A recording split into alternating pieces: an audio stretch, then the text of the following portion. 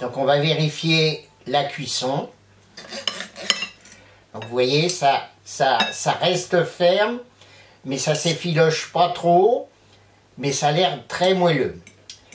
Donc là, on voit qu'il y a les carottes, les petits lardons, les champignons. Ça fond dans la bouche. La sauce est parfaitement bien assaisonnée.